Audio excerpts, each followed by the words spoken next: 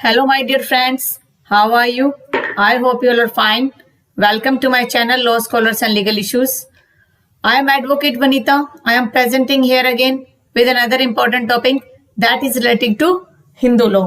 Hindu law में हम Hindu minority and guardianship act कर चुके हैं, हिंदू मैरिज एक्ट कर चुके हैं। आज का जो हमारा ये टॉपिक है वो है Hindu adoption and maintenance act, कि किस तरीके से किसी बच्चे को आप अडॉप्ट कर सकते हो अगर आप हिंदू हो तो, और किस प्रकार से मेंटेनेंस का डिमांड जो है Hindu adoption and maintenance act के तहत भी लिया जा सकता है, उसको आज हम डिस्कस करेंगे। ये अपने लेवल पे मैं डिटेल डिस्कशन ही करवाऊंगी, बट ये इतना डिटेल्ड है नहीं। ये बेयर एक्ट के अकॉर्डिंग ही इस कंसेप्ट को क्लियर करा जाएगा, और उसमें जहां भी मुझे इंपॉर्टेंट कोई जजमेंट्स लगे वो मैं आपको साथ साथ बेयर एक्ट से ही करवा दूंगी, क्योंकि इसमें इतना एक्स्ट्रा कुछ जजमेंट्स है नहीं जो इसमें एक नया आप कह सकते हो नई दिशा इसमें लेके आए। चलिए आज का लेक्चर हम स्टार्ट करते हैं।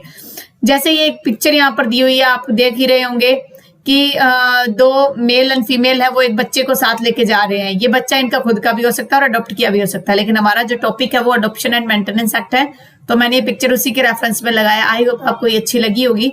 चलिए आज का लेक्चर हम कंटिन्यू करते हैं। सबसे पहली चीज प्रियम्बल पर आ जाइए आप। An act to amend and codify, देखिए यहां पर भी वर्ड यूज हुआ है अमेंड एंड कोडिफाई। इसका मतलब है कि कुछ अमेंड करके और कोडिफाई किया गया इस लॉ को रिलेटिंग टू अडॉप्शन और मेंटेनेंस, जो हिंदूज के बीच में उनके रिगार्डिंग इसमें बात की गई है। इसमें कंसोलिडेटेड वर्ड यूज नहीं है, इसका मतलब ये जो है एग्जॉस्टिव नहीं है। ये जो एक्ट है ये एक तरीके से आप नॉन एग्जॉस्टिव इसे कहेंगे, अगर एग्जाम में आ जाता है तो आपको पता होना चाहिए। सेकंड पॉइंट, ये कब लागू हुआ था? ये जो एक्ट है ये 21/12/1956 को लागू हुआ था। यहाँ पर आप ये डेट भी मेंशन कर लीजिए, 21/12। मैं कोशिश कर रही हूँ पेंसिल से लिखने की, इसे कुछ अगर अच्छा लिखा जाए तो वो अच्छी बात है, मुझे लिखने में इश्यू नहीं होगा। अभी मुझे एक जो है इंस्ट्रूमेंट है जो मुझे लाना पड़ेगा, जिससे मैं आराम से वेब राइटिंग के लिए कुछ आईपैड वगैरह कुछ आता है जिसमें कि हम कुछ टाइप करते हैं, पेन टैबलेट बोलते हैं उसे लेके आऊंगी। उससे क्या है कि थोड़ा सा मुझे लिखना इजी हो जाएगा। जो मेरी एक्चुअल लैंग्वेज है मैं उसी लैंग्वेज में लिखती जाऊंगी और आपको इजीली आप जो है उसको ग्रैब कर पाओगे। अब क्या टूटा फूटा लिखा जा रहा है तो आप जो है इसे नोट कर लीजिए अपनी कॉपी में, क्योंकि ये टूटा फूटा भी है लेकिन आपके लिए काफी हेल्पफुल होने वाला है। ठीक है, फिर आगे कह रहा है be it enacted by the parliament, 7th year में ये जो है अनेक्ट हुआ था। अब बात आती है प्रिलिमिनरी की। प्रिलिमिनरी क्या कहता है? चैप्टर 1 डील करता है प्रिलिमिनरी से। So title in extend this act में be called the Hindu adoption and maintenance act 1956। It extend to the whole of India. पहले जो क्या है ये except the state of Jammu Kashmir होता था, लेकिन उसको ओमिट कर दिया गया 31/10/2019 से। ये वर्डिंग, ये डेट जो बहुत इंपॉर्टेंट है, 31/10/2019 को आप माइंड में रखिए, एग्जाम में पूछ लिया जा सकता है इसे कि कब से ये लागू हुआ था और कब ये पूरे इंडिया में अप्लीकेबल हुआ। फिर इसकी एप्लीकेशन कहाँ का है ये मैं आपको हिंदू मैरिज एक्ट में भी करवा चुकी हूँ, हिंदू माइनॉरिटी गार्जियनशिप एक्ट में भी करवा चुकी हूँ। This act applies to any person, कोई भी व्यक्ति हु इज ए हिंदू, जो हिंदू होगा बाय रिलीजन से, और एनी फॉर्म और development include Veerashaiva, Lingayata, follower of the Brahma, Prarthana, ये कुछ एक अलग अलग पंथ है, अलग अलग आप कह सकते हो कि सेक्ट्स है, उनमें भी ये लागू होता है। To any person who is Buddhist, जो बुद्धिस्ट है उस पे भी लागू होता है, जैनिज्म पे भी लागू होता है और सिखिज्म पे भी लागू होता है। To any other person who is not a Muslim, जो मुस्लिम नहीं है, क्रिश्चियन नहीं है, पारसी नहीं है, ज्यू नहीं है, यानी कि इन चारों पर ये अप्लीकेबल नहीं है। मुस्लिम, क्रिश्चियन, पारसी और ज्यू, इसको आप MCPJ के नाम से याद कर सकते हो। Bye religion unless it is prove that, जब तक ये प्रूव ना किया जाए कि वो हिंदू लॉ से गवर्न हो रहा है या नहीं हो रहा है, या कस्टमर यूजेस क्या है। तो ये वही है जो हम सेक्शन 2 में हिंदू मैरिज एक्ट में कर चुके हैं, सेक्शन 3 में हिंदू माइनॉरिटी गार्जियनशिप एक्ट में कर चुके हैं, और यहाँ भी सेक्शन 2 में ही एप्लीकेशन दी हुई है। फिर एक्सप्लेनेशन ये कहता है कि कोई भी चाइल्ड हो सकता है, लेजिटिमेट हो सकता है, इलेजिटिमेट हो सकता है, जिसके दोनों पेरेंट्स हिंदू, बुद्धिस्ट, जैन, सिख हो तो वो क्या कहा जाएगा? हिंदू कहा जाएगा। एनी चाइल्ड लेजिटिमेट या इलेजिटिमेट कोई भी हो सकता है, one of whose parents is a Hindu, उनमें से दोनों का एक पेरेंट जो वो हिंदू है, बुद्धिस्ट है, जैन है या सिख है, तो वो भी क्या है? माना जाएगा। फिर एनी चाइल्ड लेजिटिमेट या illegitimate who have been abandoned birth of parents, parents के द्वारा छोड़ दिया गया है और उसके पेरेंट्स का पता नहीं है, who is either group of, अगर वो हिंदू या किसी एक ग्रुप का है तो वो भी हिंदू माना जाएगा। Any person who is a convert, वो कन्वर्ट करके आया है या रीकन्वर्ट करके आया है हिंदू में, वो भी क्या माना जाएगा, हिंदू माना जाएगा। अब बात आ रही है कि क्लॉज, पूरा मैं इसको नहीं पढ़ूंगी, मैं बार बार पढ़ चुकी हूँ। क्लॉज 25 ऑफ आर्टिकल 366 इंपॉर्टेंट, आप हाईलाइट कर लीजिए, एग्जाम में पूछा जा सकता है कि कहां पर एप्लीकेबल नहीं होता। जहां पे क्लॉज 25 आर्टिकल 366 होगा वहां पर एप्लीकेबल नहीं होगा। The expression Hindu in any portion of this act shall be construed as if it is included a person who though not a Hindu, वो हिंदू नहीं है रिलीजन से, लेकिन फिर भी वो हिंदू की कैटेगरी में आएगा अगर उस पर हिंदू एक्ट अप्लाई होता हो किसी भी सेंस में जो ऊपर दिया हुआ है। फिर डेफिनेशन, डेफिनेशन क्या कहती है, 3 में डेफिनेशन है। 3 ये कहता है द एक्सप्रेशन कस्टम और यूजेज, वही चीज है जो हम बार बार डिस्कस कर चुके हैं। प्रोवाइड, जो इंपॉर्टेंट है कि रूल जो है वो सर्टेन होना चाहिए, नॉट अनरीजनेबल और not oppose to public policy नहीं होना चाहिए। एंड फर्दर भी बताया गया है कि in the case of rule applicable only to a family it has to be discontinued, कहते हैं वो डिसकंटिन्यू नहीं होना चाहिए। मान लो कोई एक फैमिली या कोई परिवार में कोई रस्म निभाई जाती है और वो रस्म जो है फर्दर जो है काफी लंबे समय तक निभाई जा रही है, बीच में उसको डिसकंटिन्यू नहीं किया गया, उसको छोड़ा नहीं गया गया, तो उस मामले में भी अप्लाई कर सकते हो। अब बात आता है ये जो है अडॉप्शन और मेंटेनेंस पे, तो इंपॉर्टेंट फैक्ट है मेंटेनेंस क्या होगा। मेंटेनेंस के साथ ये इंक्लूड वर्ड है, इंक्लूड का मतलब है कि एग्जॉस्टिव नहीं है कि यही मेंटेनेंस, इसके अलावा और भी कुछ हो सकता है। पहली चीज, हर एक मैटर में फूड होगा मेंटेनेंस के, क्लोथिंग, रेजिडेंस और एजुकेशन और मेडिकल ट्रीटमेंट ऑफ, ये सारी चीजें होंगी। फिर अनमैरिड डॉटर है तो उसके मामले में रीजनेबल एक्सपेंसेस उसकी शादी के लिए देने होंगे।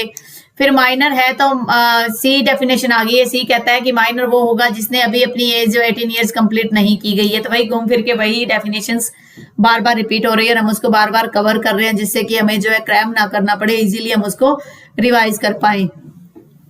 ओवरराइडिंग इफेक्ट ऑफ क्या है, ओवरराइडिंग इफेक्ट का मतलब इसे सेविंग क्लॉज भी कह सकते हैं कि इस एक्ट का क्या ओवरराइडिंग इफेक्ट है। Any text, rule, interpretation of Hindu law और एनी कस्टम और usage as part of that law, जिस भी पार्ट में मान लो हिंदू लॉ का कोई कस्टम या रूल लग रहा है immediately before the commencement of act से पहले लगता था, तो उसको जो आप खत्म हुआ समझोगे उसकी अब कोई वैल्यू नहीं है। सेकंड कह रहा है कि any other law in force, कोई दूसरा लॉ जो है फोर्स में है before the commencement of this act, इस एक्ट के आने से पहले, तो वो भी जो है एक तरीके से आप कह दोगे कि अगर वो इनकंसिस्टेंस है, इससे तालमेल नहीं बिठा रहा इस एक्ट से, तो उसे आप कहोगे कि वो जो है क्या नहीं माना जाएगा, अप्लीकेबल नहीं होगा। और जो करंट एक्ट है जो Hindu adoption and guardianship adoption और मेंटेनेंस एक्ट 1956 है, वो अप्लीकेबल होगा। फिर adoptions to be regulated by this chapter, second chapter है अडॉप्शन। कह रहा है कि अडॉप्शन कैसे होगा। सबसे पहले चीज, adoption to be regulated by this chapter, इस चैप्टर से ही अडॉप्शन होगा। हिंदू लोग की बात हो रही है, हिंदूज की बात हो रही है, अदर कास्ट कहीं भी कोई भी अलग जो है परफॉर्म कर सकता है कुछ राइट सेरेमनी से, लेकिन ये बात हो रही है सिर्फ हिंदूज की। कह रहा है adoption, no adoption, no word no से स्टार्ट हो रहा है, no adoption shall be made after the commencement of this act by or to a Hindu except in accordance. कहता है कि अगर कमेंसमेंट ऑफ दिस एक्ट के बाद कोई भी अडॉप्शन जो है, इसमें जो प्रोविजन है उस प्रोविजन के तहत ही होगा इस चैप्टर में। And any adoption made in, अगर कोई भी अडॉप्शन कॉन्ट्रावेंशन है that deem to be void, उसे वॉइड कहा जाएगा। तो सबसे पहली चीज हमने क्या सीखी है, कोई भी अडॉप्शन है, यानी कि नो अडॉप्शन कह दिया, कोई भी अडॉप्शन नहीं किया जाएगा या जो इसके प्रोविजन है उसको अगर फॉलो नहीं किया जाता तो क्या होगा, वो वॉइड की कैटेगरी में आ जाएगा। तो शैल बी वॉइड, तो ये इंपॉर्टेंट पार्ट है। Second, an adoption which is void, जो वॉइड है, shall neither create any right in the adoptive family, जो फैमिली अडॉप्ट कर रही है, अडॉप्ट करेगी उसको बोला जाएगा अडॉप्टिव फैमिली। कहते हैं कोई भी राइट्स जो है उस व्यक्ति के अडॉप्टिव फैमिली में नहीं होंगे, विच ही और she could not have acquired, जो उसे मिलने चाहिए थे अडॉप्शन के तहत, और ना ही उसका कोई डिस्ट्रॉयड जो था, कोई भी राइट उसका डिस्ट्रॉय होगा जो उसकी फैमिली में पहले था। मान लीजिए कोई एक अडॉप्शन, इसके अंदर कुछ कंडीशंस हैं, जैसे सेक्शन 6 बात करता है वैलिड अडॉप्शन की। अगर वैलिड अडॉप्शन की कंडीशन को फुलफिल नहीं किया गया और वो अडॉप्शन जो है वॉइड डिक्लेयर हो गया है, अगर वो वॉइड डिक्लेयर हो ही गया है तो उसके कारण ऐसा नहीं है कि वॉइड होने के बाद जिस व्यक्ति को, मान लो राम को कोई फैमिली अडॉप्ट कर रही थी, अब वो अडॉप्शन जो है वॉइड है, तो राम का जो है जो फैमिली अडॉप्ट कर रही थी उसमें कोई राइट नहीं होगा, और जो पहले वाली फैमिली जहां उसका जन्म हुआ था उसके कोई भी राइट वहां से खत्म नहीं होंगे। तो ये बात कह रहा है कि अगर अडॉप्शन वॉइड है तो पहले का पहला स्टेटस को एंटे बन जाएगा, किसी प्रकार का नया ना तो कोई राइट क्रिएट होगा और ना ही कोई राइट एक्सटिंग्विश होगा, ना तो उसका कोई अधिकार बना है और ना ही कोई पहले का अधिकार खत्म हुआ है। तो दोनों चीजें इसके अंदर समझने वाली ये बात है। पहली बात ये है कि अडॉप्शन जो है वो इस चैप्टर से रेगुलेट होगा। सेकंड, अगर इस चैप्टर के कॉन्ट्रावेंशन में कोई अडॉप्शन हुआ तो वॉइड होगा। सेकंड क्लॉज कहता है कि अगर मान लो वॉइड हो जाता है कोई अडॉप्शन तो किसी प्रकार का ना तो कोई राइट क्रिएट होगा और ना ही कोई जो है राइट जो है डिस्ट्रॉय होगा। तो इस प्रकार से आप कह सकते हो कि अडॉप्शन के जो कितना इंपॉर्टेंट है इस चैप्टर के रूल्स को फॉलो करना। आई होप आपको ये समझ में आएगा, क्लैरिफाई आपका हो गया होगा। अगर फिर भी डाउट रहता है तो आप गूगल भी कर सकते हैं और मुझे कमेंट भी कर सकते हैं। फिर बात आती है रिक्विसाइट्स ऑफ ए वैलिड अडॉप्शन की, क्या एसेंशियल्स है, क्या कंडीशंस है। कह रहा है no adoption shall be valid, valid नहीं होगा अनलेस, जब तक कि ये कुछ कंडीशन फुलफिल ना हो। पहली बात, द पर्सन अडॉप्टिंग, जो व्यक्ति अडॉप्ट कर रहा है किसी बच्चे को, उसकी कैपेसिटी होनी चाहिए, हैज द कैपेसिटी। क्या कैपेसिटी होनी चाहिए वो हम आगे सेक्शन 7 और 8 में डिस्कस करेंगे। And also the right to take adoption, और उसके पास ये अधिकार, उसका ये राइट भी होना चाहिए कि वो अडॉप्शन में ले सकता है। Second, the person giving in adoption, जिस व्यक्ति को अडॉप्शन में दिया जा रहा है, जिस व्यक्ति को अडॉप्ट किया जा रहा है, जिस चाइल्ड को अडॉप्ट किया जा रहा है, उसकी भी कैपेसिटी होनी चाहिए कि जो पर्सन अडॉप्टिंग कर रहा है उसकी भी कैपेसिटी, और जो पर्सन अडॉप्शन में दे रहा है उसकी भी कैपेसिटी होनी चाहिए। जिस बच्चे को अडॉप्ट किया जा रहा है उसके पेरेंट्स हैं या उसके गार्जियन है, उसके अंदर वो योग्यता होनी चाहिए, कैपेसिटी मतलब वो योग्यता होनी चाहिए कि वो अडॉप्शन में दे सकता है। फिर है the person adopted is capable of being taken in adoption, जो व्यक्ति जो है अडॉप्शन ले रहा है, अडॉप्टेड हो रहा है, कैपेबल होना चाहिए कि उसको अडॉप्शन में लिया जा सके। अब पर्सन अडॉप्टेड की बात है जिसको अडॉप्ट किया जा रहा है। The adoption is made in compliance with the और अदर कंडीशन जो मेंशन है चैप्टर में, उस सभी चैप्टर की जो कंडीशन को फुलफिल की हुई होनी चाहिए। तो यहाँ पर जो है ये स्पेस मैंने छोड़ा है, मैं थोड़ा सा इसको आपको समझाने का प्रयास करूंगी। अगर मान लो लगता है कि समझ में आ गया तो अच्छी बात है। देखिए अभी पेन इतना अच्छा मेरा नहीं चल रहा, फिर भी मैं कोशिश करती हूँ समझाने की कि एक व्यक्ति है, एक इसके फॉन्ट साइज कम कर लेते हैं थोड़ा सा, और भी अच्छा डिटेल में हम कलर कवर कर पाएंगे। देखिए एक व्यक्ति है राम, ठीक है, एक व्यक्ति है श्याम, एक व्यक्ति कह लीजिए, बच्चा कह लीजिए रोहन, ठीक है। अब क्या ये राम चाह रहा है इस बच्चे को अडॉप्ट करना, राम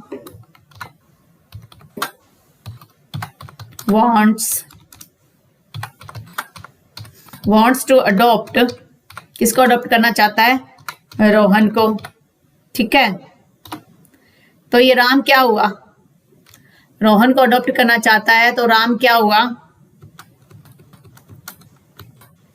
द पर्सन अडॉप्टिंग, ये वो व्यक्ति हुआ जो अडॉप्ट कर रहा है, द पर्सन अडॉप्टिंग, ये पर्सन अडॉप्टिंग है। फिर सेकंड बात है श्याम जो है wants टू गिव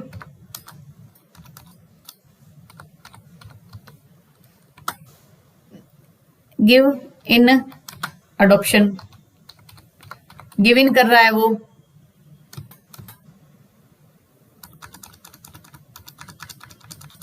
शाम को हम सीधा लिख देते हैं, इतना ज्यादा करने की जरूरत ही नहीं है हमें। शाम जो है want टू गिव देना चाह रहा है, अडॉप्शन में वो देना चाहता है, तो ये कौन होगा, ये द पर्सन गिविंग होगा। थर्ड चीज है रोहन क्या है, रोहन वो चाइल्ड है, रोहन वो चाइल्ड है जो क्या है, adopted, the person adopted, the person adopted. अब आप इसको समझिए क्या है, अब इसके अंदर क्या है, अगर हम इसको देखें एरो से मैं बताती हूं आपको, ये जो है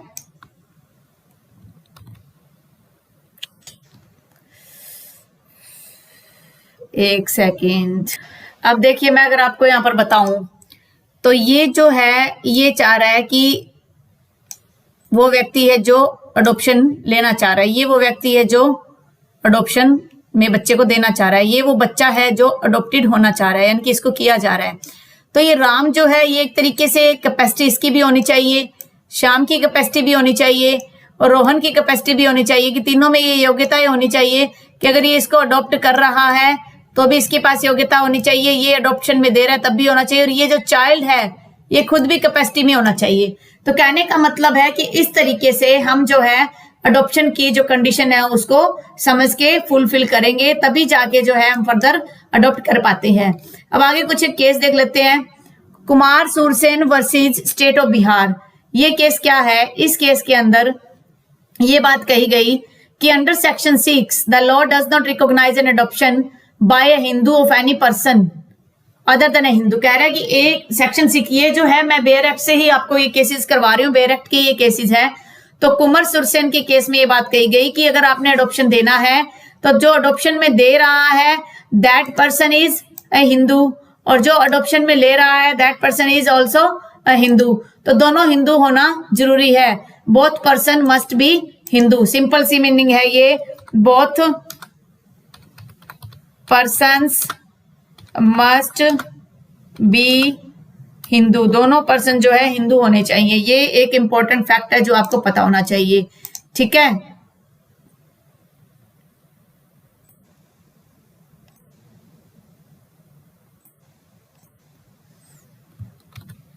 एक सेकंड, साइज छोटा कर लेते हैं इसका, क्योंकि ये हमारा सारा ही कवर कर रहा है तो हमें इशू हो जाएगा।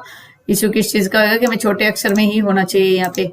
तो यहाँ पे मैं लिखवा रही हूँ आपको, आप नोट करते जाइए, वरना ये नोट्स तो आप प्रिंट निकलवा ही सकते हो। Both persons must be Hindu, दोनों पर्सन्स को हिंदू होना चाहिए, ठीक है। ये इंपॉर्टेंट फैक्ट है जो आपको पता होना चाहिए, both persons must be Hindu, दोनों पर्सन्स को हिंदू होना चाहिए, ये फैक्ट्स हैं आपके। फिर है कि एम गुरुदास वर्सेस रसानंजन वर्स, इस केस में 2006 का केस है, इसमें ये बात कही गई कि to prove valid adoption it would be necessary to bring on record, कि ये रिकॉर्ड में आना चाहिए कि क्या अडॉप्शन में हुआ था और क्या जो है सेरेमनी की गई थी। सेरेमनी की बात का मतलब है कि वैसे पहले सेरेमनी होती थी, दत्ता होमा करके कोई सेरेमनी होती थी जो परफॉर्म करनी रिक्वायर्ड थी, बट अभी जो है उस सेरेमनी को परफॉर्म करना इंपॉर्टेंट नहीं है। इसमें ये बात कहेगी कि अडॉप्शन के लिए ये हमें जरूरी है कि हमें रिकॉर्ड लाना, रिकॉर्ड में तो आना चाहिए ना कि हाँ ये अडॉप्शन हुआ या नहीं हुआ, कल को कोई भी मना कर देगा तो उस बच्चे के फ्यूचर के साथ क्या होगा। फिर है सुमा बेवा वर्सेस कुंजा बिहारी नायक के केस में law is well settled, law एक सेटल्ड प्रिंसिपल दे रहा है कि adoption displaces the natural line of succession. Adoption से क्या है कि जो नेचुरल लाइन ऑफ सक्सेशन है उसको चेंज कर दिया जाएगा। मान लो किसी के 2 बेटे पहले थे, एक बेटा अडॉप्ट और हो गया, तो तीनों, पहली बात तो ये कंडीशन होती है कि अगर बेटा खुद का है तो बेटा आप अडॉप्ट ही नहीं कर सकती। लेकिन मान लो एक बेटा पहले है और एक बेटी आप अडॉप्ट कर रहे हो, फिर उस बेटी को इक्वल सक्सेशन का पार्ट मिलेगा। And therefore, a person who seeks to displace the natural succession of the property and adoption, but must prove the factum of fact. कहते हैं कि adoption का जब प्रॉपर्टी की बात आती है तो उसके फैक्टम का, उसके फैक्ट का पता होना चाहिए कि कब अडॉप्शन हुआ था, और उसकी वैलिडिटी भी होनी चाहिए और सफिशिएंट चीज जो है वो रिकॉर्ड में आनी चाहिए, तब माना जाएगा कि वो जो अडॉप्शन है वो एक वैलिड अडॉप्शन था। फिर नेक्स्ट केस है हमारा देवगौड़ा रोयगोंडा पाटिल वर्सेस श्यामगोंडा रेंडा पाटिल। इसमें कहा गया कि section 6 does not bar lunatic person. Lunatic मतलब है कि जिसके अंदर सेंस नहीं है, समझने की क्षमता नहीं है, कोई बीमार व्यक्ति है, ल्यूनेटिक है, कमजोर है, तो उसको भी आप जो है अडॉप्शन में ले सकते हो, किसी प्रकार का बार वहां पर नहीं दिया गया है। तो आज हम जो है रिक्विजिट ऑफ वैलिड अडॉप्शन, और मैं सेक्शन 6 तक ही कवर करवाऊंगी क्योंकि फिर ज्यादा लेंथी वीडियो हो जाता है, स्टूडेंट्स जो बोर होने लग जाते हैं। मैं छोटे छोटे इस पूरे एक्ट को मैं छोटे छोटे 4 या 5 वीडियोस में कवर करके फटाफट डेली के 2-2 वीडियो अपलोड कर दूंगी, करूंगी उतना ही कवर, लेकिन अलग अलग वीडियो की सेंस में करूंगी।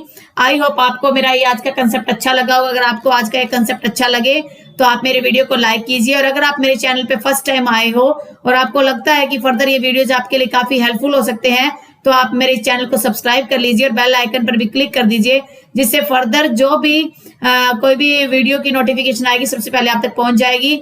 और अपनी हेल्थ का भी ध्यान रखिए, रिवीजन भी करते रहिए, क्योंकि रिवीजन जो है बहुत इंपॉर्टेंट फैक्ट है। अगर आप जब बार बार रिवाइज करते रहोगे तो आपके लिए सिलेबस को रट्टा नहीं लगाना पड़ेगा, बल्कि आप इजी सेंस में उसको कवर कर पाओगे।